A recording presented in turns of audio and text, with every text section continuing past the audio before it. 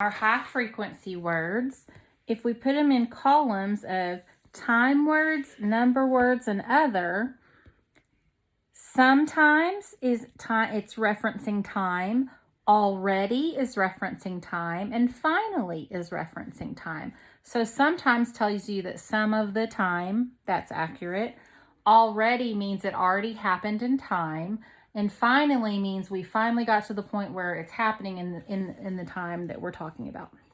Number words, 100, as we know, is a number, and 8 is a number. And then the other words in our high frequency words are everything, through, special, guess, and prove. Okay, so we should make ourselves very comfortable with all of these words. Next, we're going to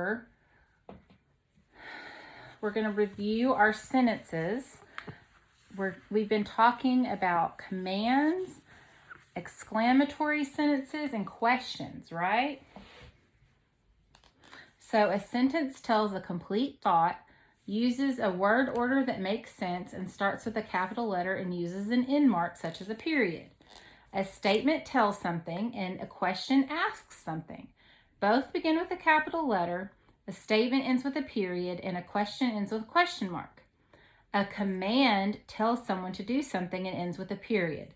An exclamation shows strong feeling and ends with an exclamation point.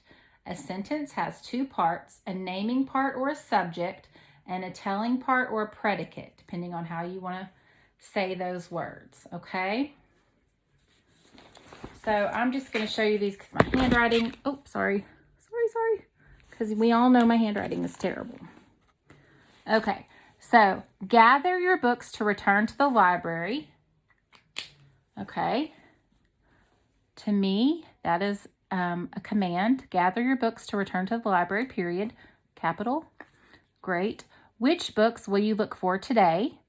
Well, that's obviously a question because it's got a question mark at the end, and it starts with a capital letter, so that's good. Which books will you look for today? I read 2 books about trains, period. I think that's a statement because it's just telling somebody something. I read 2 books about trains. Okay? That's a great book! Exclamation point.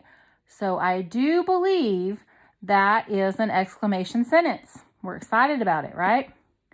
Now, let's pretend I wrote these on the board, okay? We're going to identify the naming part or the subject and the telling part, which is the predicate, okay? Rory and Gail borrowed books about birds.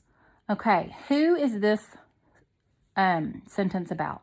It's about Rory and Gail. So they're our subject, okay? What did they do? What's the telling part?